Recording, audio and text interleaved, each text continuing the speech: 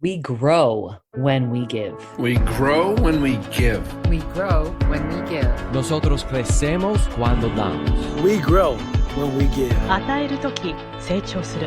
We grow when we give. Welcome to ROG, Return on Generosity. I'm your host, Shannon Cassidy.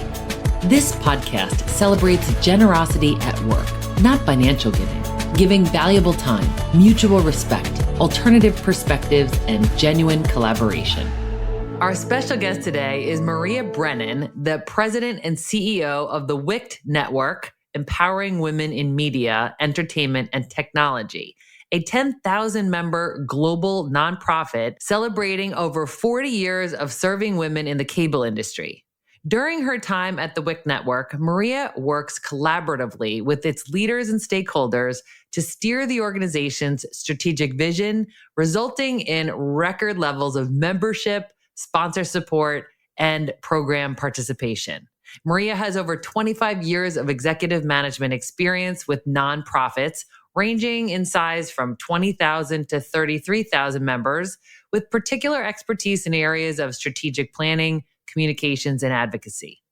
As the public voice of the WICT Network, Maria is an experienced spokesperson and advocate for the media industry and diversity, equity, and inclusion. She's frequently quoted as an expert on equal pay issues and work-life integration and has been published many times. Maria is an award-winning writer, board member, commissioner, and has been awarded many honors, including the recent 2022 Cablefax Women's Advocacy Champion Award. What I appreciate most about you, Maria, and there's a long list of things, is how you empower women and your positive energy. Welcome to ROG, Maria. Oh, it's such a pleasure to be here, especially with you, Shannon. Thank you for having me. Oh, thanks for being here. This is going to be so fun. So I'd love for you to share a little bit about your background. Wow, it's so broad because I've been around for so long. I'll start this way. I'm a native Washingtonian. I was born and raised in Washington, D.C., which is kind of unique because not many people are born here. They're sort of transient, right? So, and my dad was born here. But my mother was born in Greece. So I'm first generation Greek on my mother's side, second generation Greek on my father's side. And he instilled in me such an appreciation for our nation's capital, my hometown. So I was raised just very modestly. You know, DC to me is like a small town. And I'm lucky because I had no real beacon of light telling me what to do with my career. And being in Washington, D.C., most of us do two things. We either work for an administration, Congress, does something political, or we work for a nonprofit. And I chose the latter. I've been in the nonprofit space, as you said, for over 25 years. It's so great, Shannon, because you not only running a business, frankly, but you're also able to have that added important layer of feeling like you're going to leave the world a little bit better a place than when you found it. So for me, it's just been a lot of hard work, but a lot of fun along the way. Family and faith are number one, in my book. And the rest of this stuff is just really important. I think I've been quite blessed, frankly, when I look at the totality of my life. So yeah. I'm grateful. I love that. And so you're saying you didn't think you were going to be a nonprofit per se as a young student and thinking about what you want to do with your life and career. I mean, how did that unfold? It's exactly like you said. So back in those days, we're talking about the 1980s, so get out your Sony Walkman and have a listen. Back in those days, I swear I've raised two daughters. They are so much more focused and they're just more, I don't know. I just feel like we grew up in a time where we were a little less focused, but still, doing our best to survive the universe. So I just started with a series of lower level jobs while I was in college. All of them happened to be inside of nonprofits or organizations that serve nonprofits. Just again, there aren't that many sectors of business in DC like you would think. Now there are. But so I started as a receptionist back in those days. I mean, it had to be like 1988 or 89, something like that.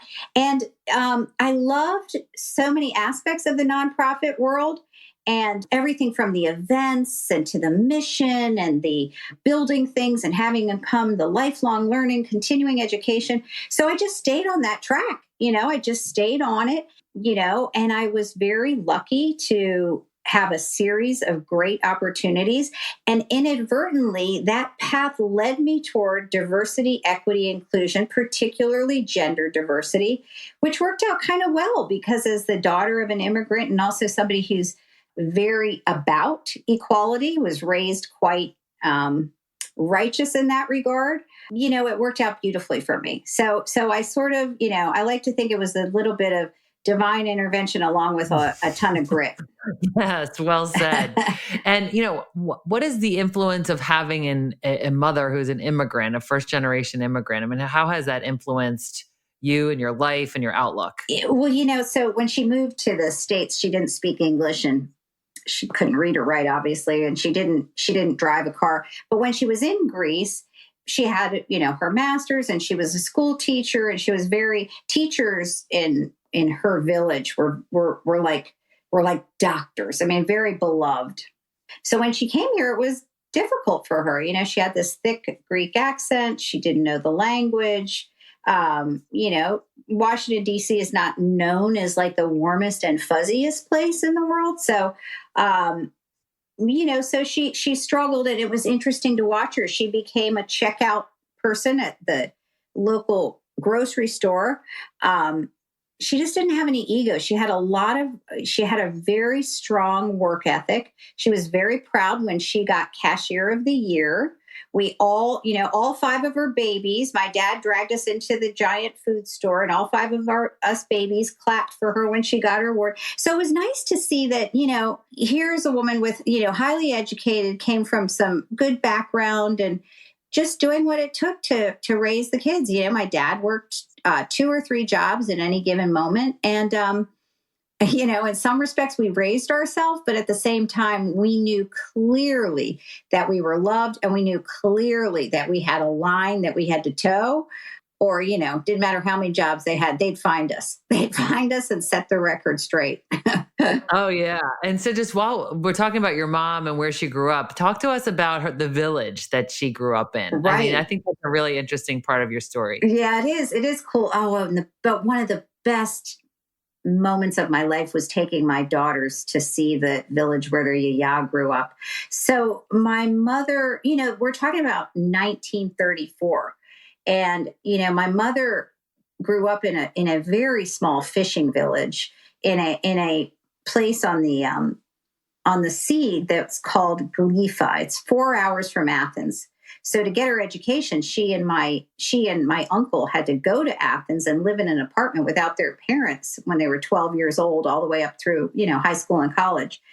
So she grew up in this village, and it was so primitive back in those days, where my grandfather, sounds like I'm making this up, my grandfather was the mayor of the village. So my papu was the mayor of the village. My mom, her 3 other siblings, and my yaya lived in a small house right on the sea, but they were the first people in the village to have indoor plumbing. Like, everybody honestly went to the bathroom and stuff outdoors, if you can imagine. They were also the first house in the village to get electricity. So you can imagine how modest she was brought up. But then imagine by the time we took our daughters there to visit, and I spent my summers there, I watched this unfold. The town and Greece as a country became very, sort of westernized. The places that we remember as the one-room classroom where my mom was a teacher and things like that, they've changed so dramatically that now it's touristy. Having said that, there's still this modicum of history, that you can see. And it was so beautiful to bring my daughters there and really have that full circle moment with them. It was stunning. And I think that's part of the story of who I am and how I was raised, and why I think, it's so important not to judge a book by its cover, and to really give everybody space to thrive. She ended up not being a cashier at Giant for her whole career. She learned the language. She learned to drive. And she ended up going into real estate and being remarkably successful. So it's a great story. It's really the American dream. It really is. Yeah. It is. It's a remarkable story. I love it. Thank you for sharing that with us. So you go through these series of careers, you're learning the nonprofit space, you're finding this compelling that I can work both in industry and make a difference. And then that leads you to the WICT Network, where you're the president and CEO.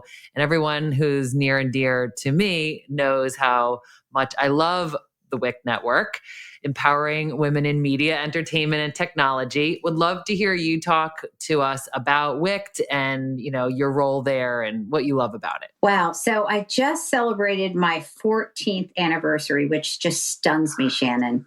There are so many things I love about it, but I would say that the thing I appreciated the most about coming to the WICT Network, it was twofold. One, I couldn't believe this is a return on generosity for you, right? I had lived my life really focusing on women's issues, and coming to the WICT Network, you sometimes have to build, I don't know what I would call it. You have to build confidence and you have to build a loyalty. I inherited that when I walked in the door. I mean, you were one of the first people, and frankly, the first of many who extended their hand, gave me a hug. We're happy you're here. How can we help? So that was one of the things that I loved so dearly about the organization. And that hasn't changed. There is a loyalty and a love for this 40-plus-year-old institution that it's hard to explain, but it is magical. It's what community leadership is all about. That's one thing. The other thing is it's a little less nebulous and a little more absolute. And that is, I was so attracted to the fact that this organization commissioned original research to measure diversity and inclusion inside of media companies, including technology companies and entertainment and studios and things like that. That is such a profound undertaking. And it's also such a profound amount of information that you're getting. It's very rare. I mean, that put the WICT Network in very rare air. In the media industry, we used to depend on the Annenberg Public Policy Center to give us that kind of information. And then that went away, and so having that at our fingertips is not only important for our organization, it's so important for the universe we're in, because if you think about it, Shannon, the media industry, the entertainment industry, I mean, our members, this institution, I mean, affects and sways public opinion, informs, advises, they're incredible corporate citizens, the public service campaigns that are undertaken. And this is not only an industry that employs a lot of people and we should know who's in it. This is also an industry that affects the population so profoundly. We have to make sure that it's diverse. We cannot have one voice in media and expect that all the voices feel heard and understood. So for me, as absolute as that is, that was one of the most important things that WICT did when I got there. And it was very important to me that we continue to not only build on that survey, but create offshoots and deliverables from the survey that allowed the industry and our member companies to institutionalize best practices that help them get to equality quicker. I love this. You're referring to the PAR initiative. I'd love for you to explain more for those who are not yet familiar. And of course, there will be a link in the show notes. Please explain more about the PAR initiative. That's right. PAR stands for Pay Equity, Advancement Opportunities, and Resources for Work-Life Integration. So in order to be on par, you have to have these things. You have to set inside your organization certain practices that allow you to be more inclusive, more diverse, And so what we do is we use a third-party audit firm. In this case, we use PwC, very well known, tremendously reputable, and they go into organizations with a pretty intensive survey that allows them to fill in their survey responses and give us aggregate data that tells us how the industry is faring, as importantly, how we fare based on the last time we did the survey and how we fare put up against other industries, right? Because we want to know what the automotive industry is doing. We want to know what the pharmaceutical industry is doing. All these things are important because we need to look to other industries to make sure that we're on par with them as well. And if not on par, what are they doing that's better, different, So it's just a very powerful survey. And what we do with the information, aside from having it for our own, our own information and being able to make good decisions based on it, we also give the participants, PwC gives them this incredible scorecard that shows them all sorts of mapping that they can do to perhaps course correct or build upon something that's successful. It's very powerful. Now, here's the best part about it. It's underwritten by the Walter Cates Foundation. It's a very expensive proposition, you can imagine. And ultimately, they underwrite the entire thing so the participants pay nothing to get it.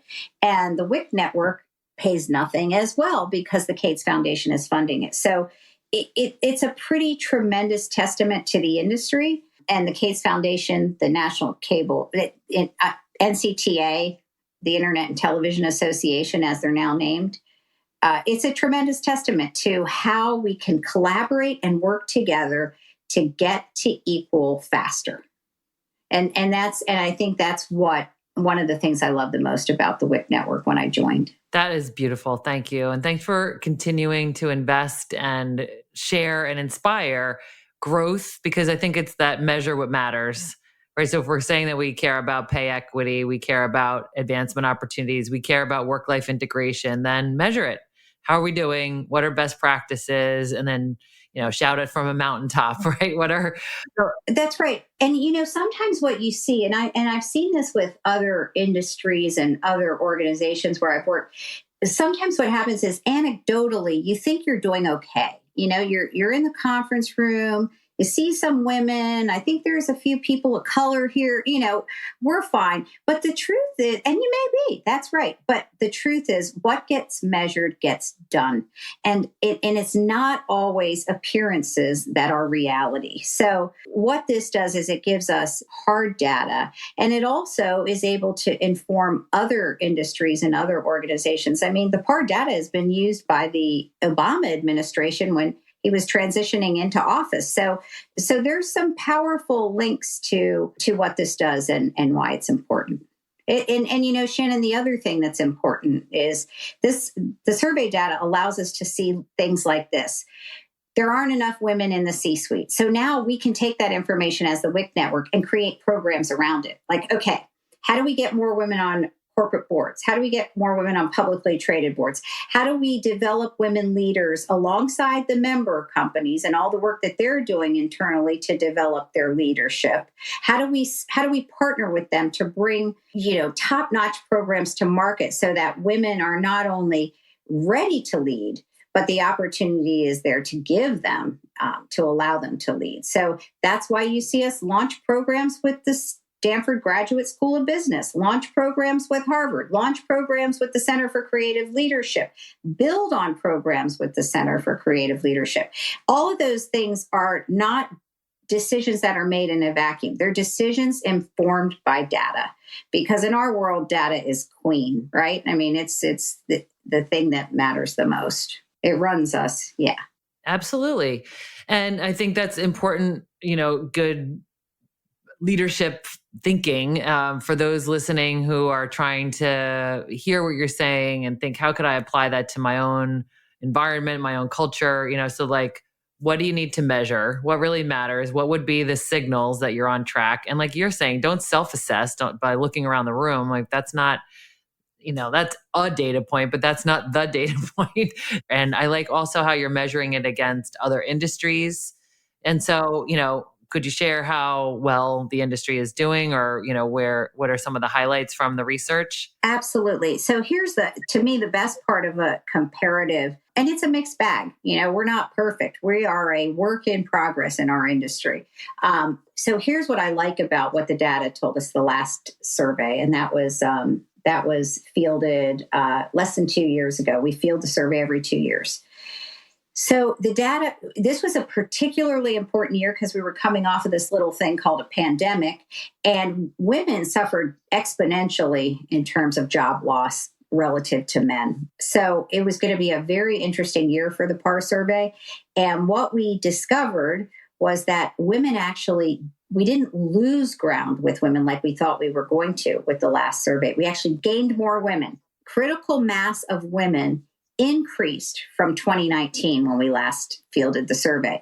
That was a big deal because I was very nervous that with the Great Resignation and she-cession, we lost a lot of women in our industry. And no doubt we lost women in the industry, but relative to the last time we fielded the survey, we gained women in terms of critical mass. That was huge. So that was a celebration point. The other thing was that, and this is why we gained women, we recruited women and people of color at a pace that was more rapid than white males, which is what white males dominate the jobs in the industry in general. And in our industry, it's not different. So that was another feather in the cap. And then finally, relative to other industries, nationally, women have higher percentages of the clout positions in our industry, and that would be SVP, EVP, C-suite. In some companies it's called managing director. That means that we have more echelon positions, those high clout positions, than the national average.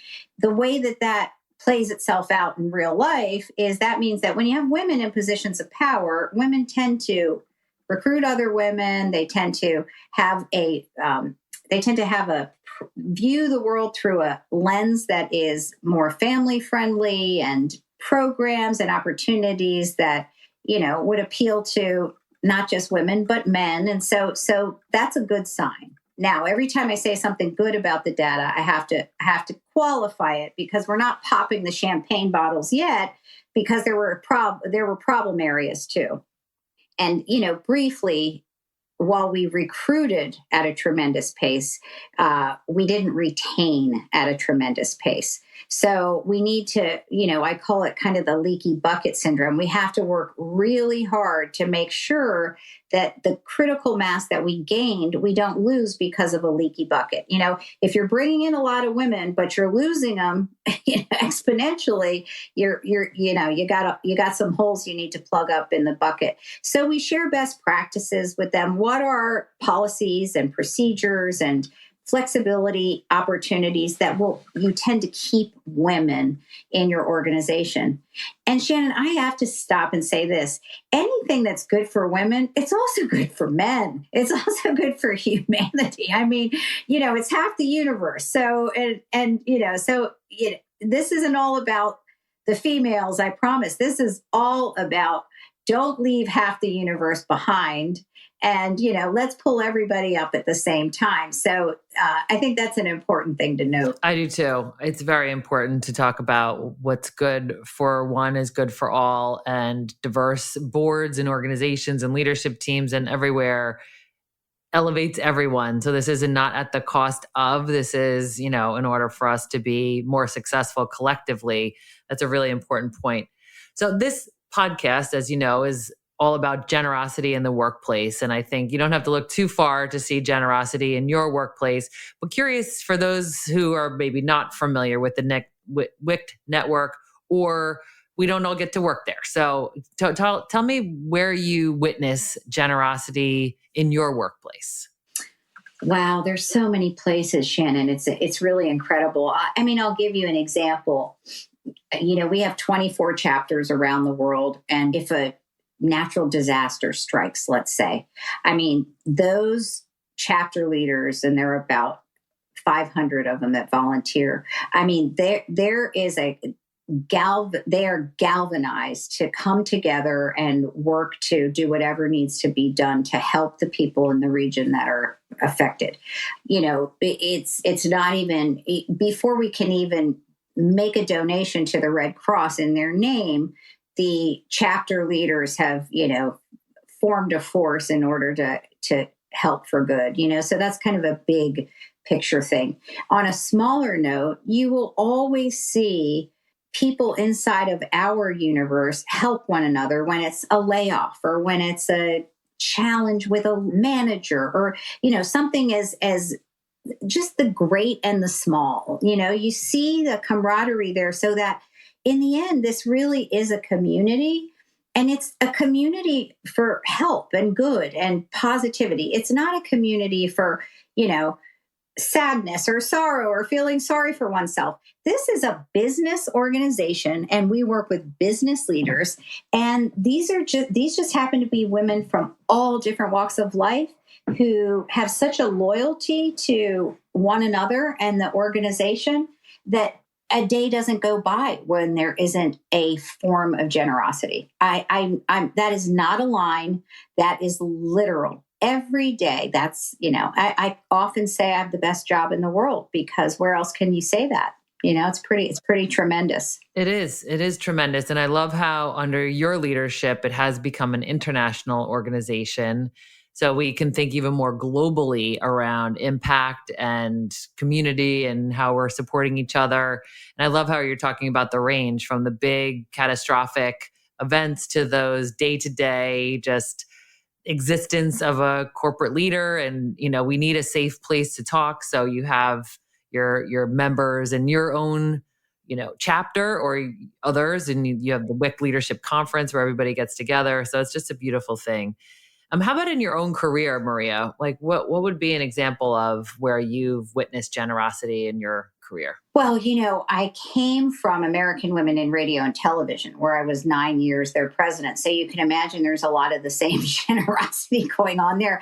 And here's the thing to remember, when you're in the diversity space, it's never about more. It's never about us and only us. It's really about helping the universe get to a place that is equitable for all, and not to sound too heady, but basically it's the law of the land. So let's just work together to get there because we ain't there yet.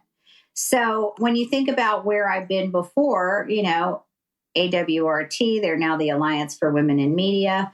Before that, the International Alliance of Women, and before that, the National Association of Women Business Owners. So there's a theme here, Shannon. There's certainly a theme. The generosity is grand. It's huge. And I can say from the first job I had as a receptionist in a company that did events for nonprofits, I can tell you that the world has changed for the better dramatically and drastically since I first started. And it's a much better, kinder, gentler place for women. And I don't mean that like women are looking for kind and gentle. We are shrewd. We are good for business. We are badasses. What I mean is, it's a better place to be a badass than it was when I first started. And I think that's a testament. Right? It's fertile soil. It is. And that's a testament to, not just the work that groups like I've worked in do. It's a testament to a true reality that people do understand that equality is good for the world. It's good for life. And you know what? We're a business organization. It's good for businesses. Businesses with strong diversity, equity, inclusion tactics, drop the mic on this one. They have better shareholder value. They have better employee retention. They have less morale problems. They make more money, so drop the mic. That's what it's all about. It's not about just all the goodness that comes from being a good person. It's about the shrewd metrics that make you competitively better than those other companies that ignore the data. So for those who haven't looked at the data and who don't yet see this reality, what are some of the ways that you make the case for creating a more diverse executive team, as an example? And just another great question, Shannon. So here's what we do, and this is you lobbed me a softball because now I can plug our website. Go to our website and it's WICT.org, and go there and click in the search field and just click in there diversity stats, STATS. And what's going to pop up is this treasure trove of information that makes the business case for diversity, equity, and inclusion, but primarily diversity. And it's going to be everything from our PAR data, our PAR survey, to the Clayman Institute at Stanford, Harvard Business Review, Catalyst, Anita Borg Institute, you name it. You're going to see this treasure trove of information. So it really is apparent that everything in the data is pro-diversity, and nothing in the data says it should be 75% women and 25% men. It's all about balance. It's all about 50-50. If half the world is women and half the world is men, the workforce should be 50-50.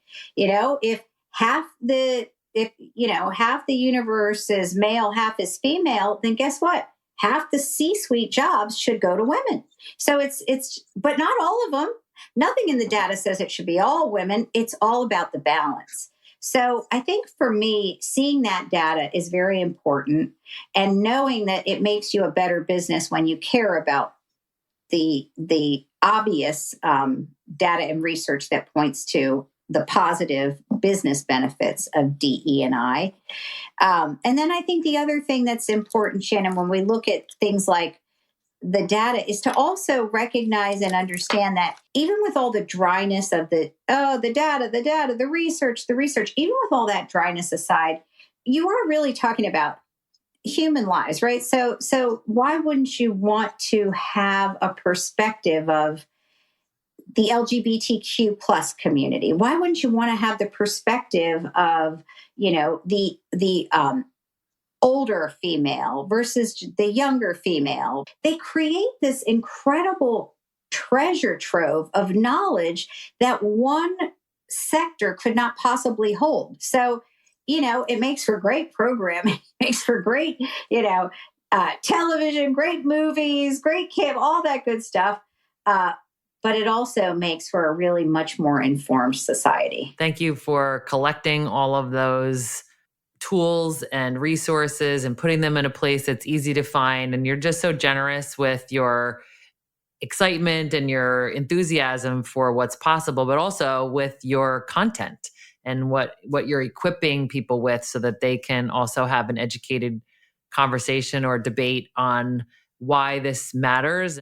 And this is why we develop programs like the Rising Leaders Program and the Executive Development Series and some of these boot camps that we do. It's not just about the C-suite. It's about creating a pipeline of women that are really ready to be lifelong learners, be great at their job, but also continue their education once they're in their roles so that they have the same sort of advanceability and trajectory that some of the women that made it to the C-suite had.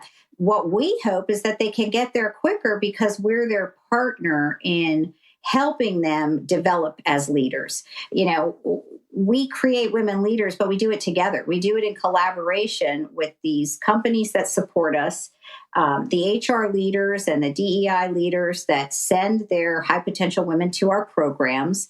And, it starts with the chapter programs at the local level, and it goes all the way up to, as you know, the tip of that iceberg really for us is the Senior Executive Summit at Stanford at the Graduate School of Business and everything in between. So you're the president and CEO of an international women's organization. You're a mother of two. There's many who depend on you and rely on you as a friend and a sibling and an aunt.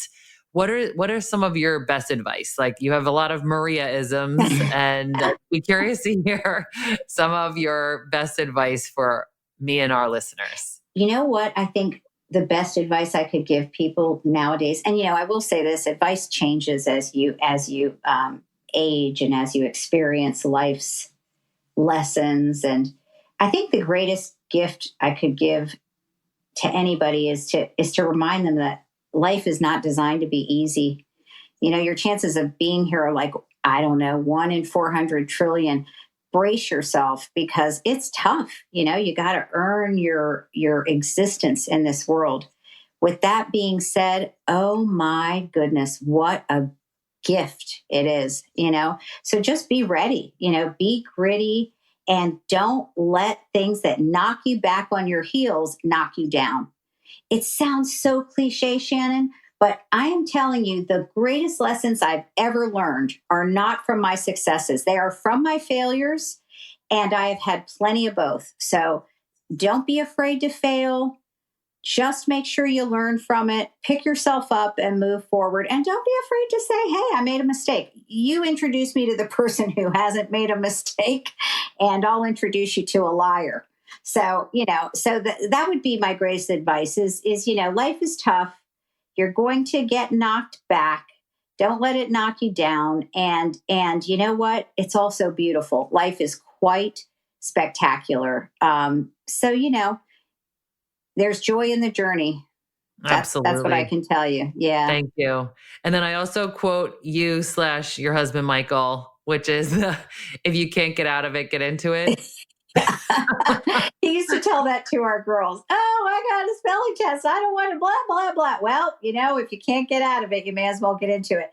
It's such a great, simple, and I think he made it up, just spur of the moment. Oh, well, it should be on a t-shirt or a it should, sticker. I swear, because it's really profound in its simplicity.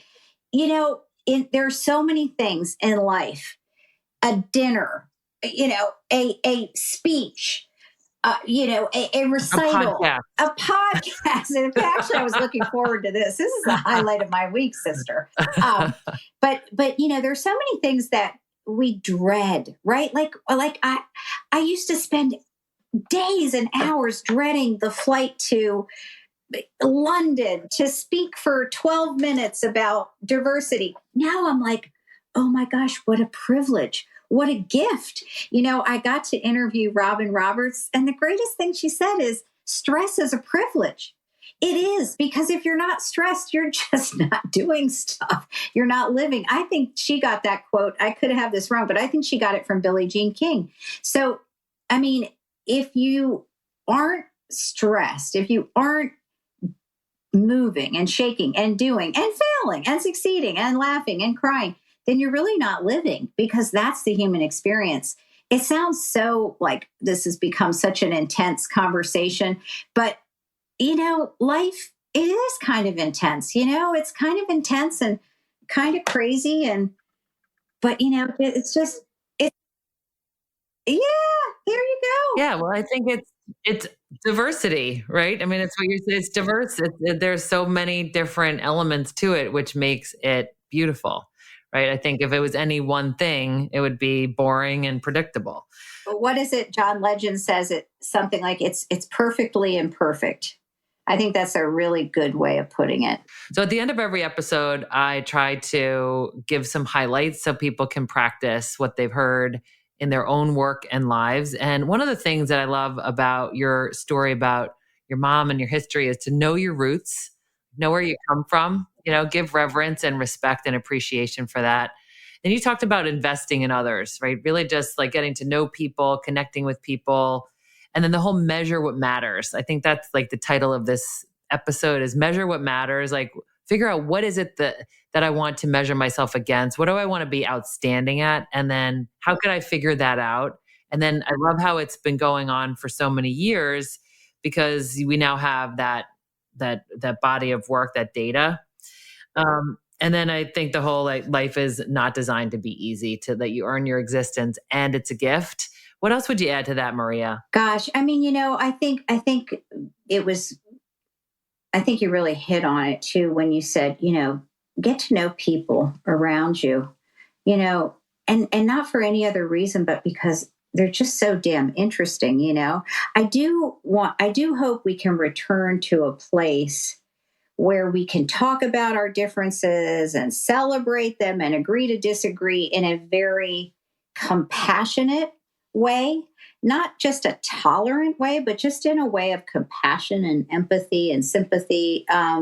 It's a weird, with all the cool things that are happening in the world, like the technology, everything. I mean, the way we just came leaps and bounds during the pandemics to stay connected, and how tremendous all of these platforms are, and now the whole excitement around AI, and also the scary side of it and the responsibility part of it, and all the stuff that's going on. It's just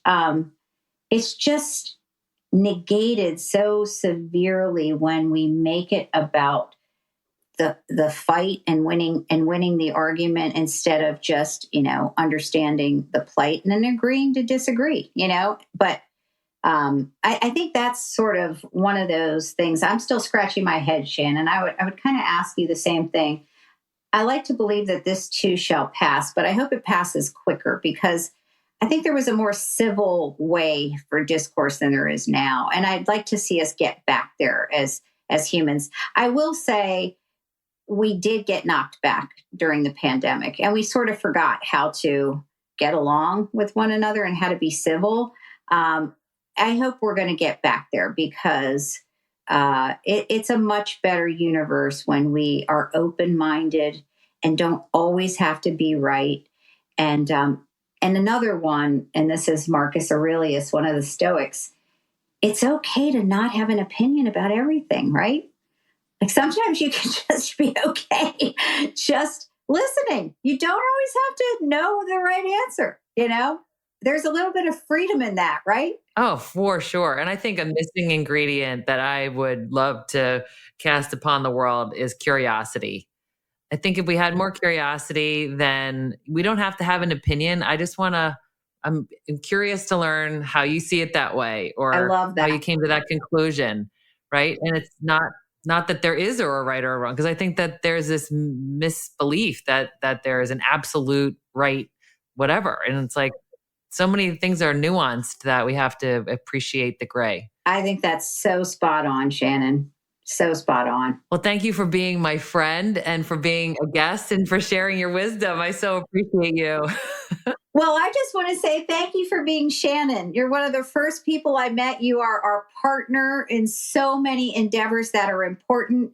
Mentoring women in technology, mentoring the next generation of leaders, helping our chapters stay online and stay supported and do the tremendous work that they do, helping me as a leader and being a sounding board. You've even come in and helped our team develop as a cohesive unit. You're so special to me, Shannon. I just absolutely love you, and thank you. Thank you for all that you do. I love you. Thank you. I love you too. Thanks for listening to ROG, Return on Generosity Podcast. Please help us grow by subscribing and reviewing us on your favorite podcast player. And for more information, visit bridgebetween.com. We grow when we give. 우리는 나누면서 성숙합니다. We grow when we give. On rayonne quand on donne. We grow when we give.